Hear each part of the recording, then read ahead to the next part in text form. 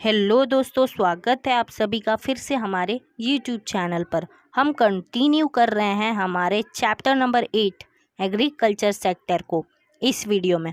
अगर आपने पार्ट 1 नहीं देखा है, please watch it, link in the I button. Now let's get started. तो इस वीडियो का सबसे पहला टॉपिक है बेस फॉर इंडस्ट्रियल डेवलपमेंट। हमारे इंडस्ट्री को अगर डेवलपमेंट करना है तो उसका बेस क्या है? Agriculture sector. वो कैसे, चलिए देखते हैं। तो एग्रीकल्चर ही इंडस्ट्रियल सेक्टर का बेस है। भाई कैसे बेस है? एग्रीकल्चर सेक्टर के हेल्प से ही इंडस्ट्रीज़ को रॉ मटेरियल मिलता है ताकि वो प्रोडक्शन कर सके अपने कैपेसिटी के हिसाब से और हमारी कंट्री में डेवलपमेंट हो सके। इसके अलावा आपको पता है सबसे ज़्यादा इंडस्ट्रियल प्रोडक्ट कहाँ बिकता है? रूरल एरियाज़ में बिकता है, क्योंकि रूरल एरियाज़ में ही हमारे कंट्री की 69% पॉपुलेशन रह रही है। तो जाहिर सी बात है वही लोग सबसे ज़्यादा इंडस्ट्रियल प्रोडक्ट खरीदेंगे। और एक बात और ध्यान में लाइए कि वो लोग काम क्या करते हैं। वो लोग मोस्टली तो एग्रीकल्चर ही करते हैं। अब वो लोग एग्रीकल्चर करते हैं तभी तो उन्हें इनकम मिलता है, और उसी इनकम के हेल्प से वो लोग सामान खरीदते हैं, like television, fridge, bike, mobile etcetera. अगर वो लोग एग्रीकल्चर नहीं करेंगे, उन्हें वहाँ से इनकम नहीं मिलेगी, तो वो लोग ये सामान ही नहीं खरीद पाएंगे। तो इंडस्ट्रियल सेक्टर तो एकदम बेकार हो जाएगा। इसीलिए एग्रीकल्चरल सेक्टर को बेस कहा गया है। किसका? इंडस्ट्रीज़ का। नेक्स्ट टॉपिक है causes of low productivity of agriculture. Mostly इसके 3 ही कारण हैं। पहला है इंस्टीट्यूशनल फैक्टर्स, दूसरा है टेक्नोलॉजिकल फैक्टर्स, तीसरा है अदर फैक्टर्स।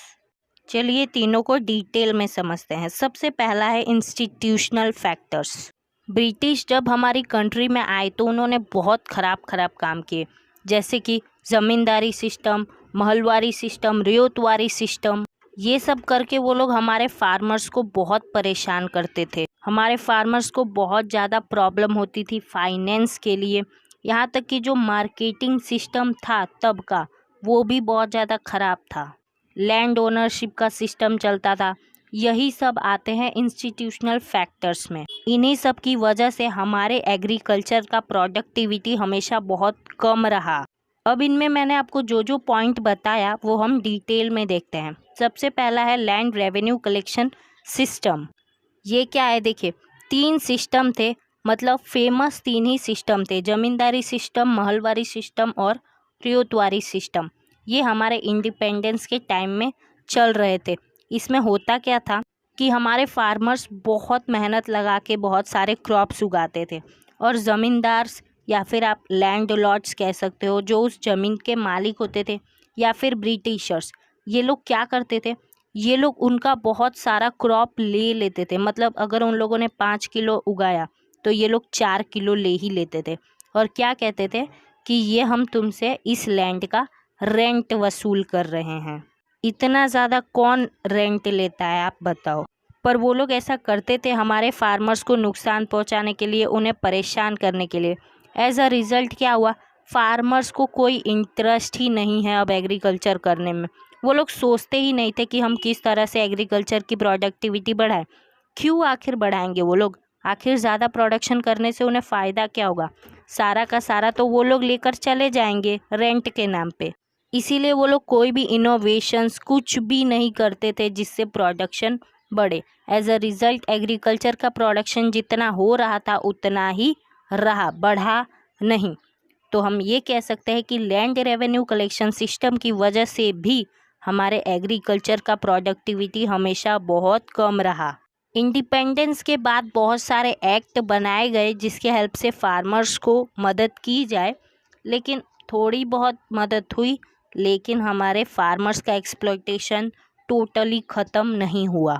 सेकंड है एग्रीकल्चर फाइनेंस। अब हमारे कंट्री के फार्मर्स बहुत ज़्यादा गरीब थे, उन्हें फाइनेंस की ज़रूरत थी। क्यों? क्योंकि उन्हें फर्टिलाइज़र्स ख़रीदना था, सीड्स खरीदना था, पेस्टिसाइड्स खरीदना था, तो उन्हें पैसों की ज़रूरत थी।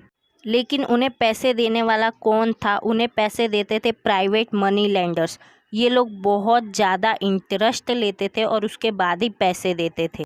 और इन मनी लेंडर्स को पता था कि ये फार्मर्स इलिटरेट है, इन्हें पढ़ना लिखना नहीं आता है। तो ये लोग क्या करते थे कि उनके अकाउंट्स में हेरा फेरी करते थे और उनसे और भी ज़्यादा पैसे वसूलते थे।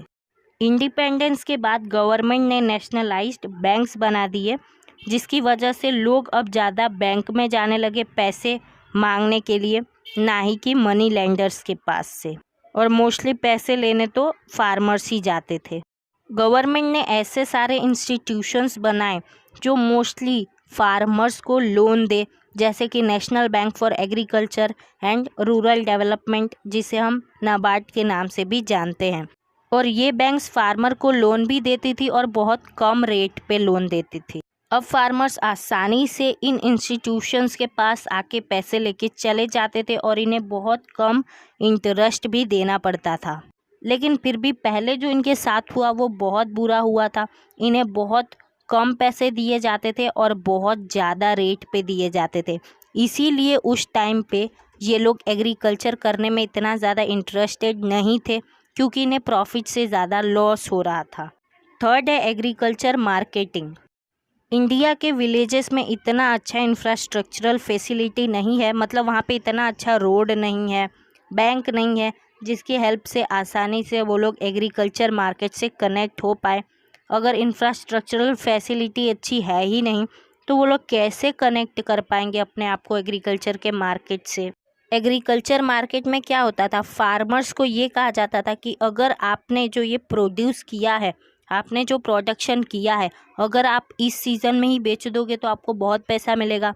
अगर आप थोड़े बाद बेचोगे यानी अगले सीज़न में बेचोगे तो आपको बहुत कम पैसा मिलेगा।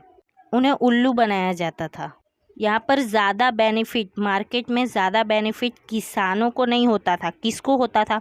ट्रेडर्स को और होल्डर्स को, जो फार्मर्स को उल्लू बना के कम दाम पे उनका सामान खरीद लेते थे, होल्ड कर लेते थे और फिर बेनिफिट में बेचते थे।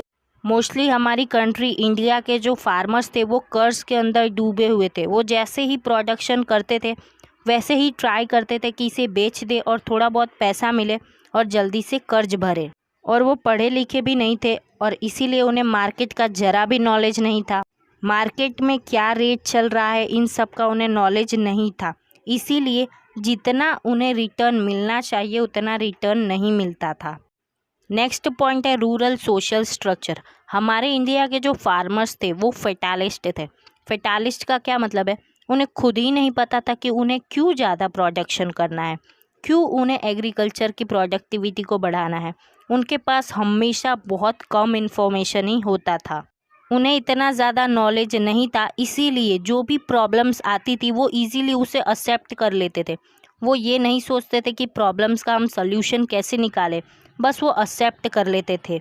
अगर बाढ़ आया है तो वो लोग कुछ भी नहीं करते थे। भाई उनका क्रॉप ख़राब हो रहा है, ख़राब होने दो, कुछ भी नहीं करना है।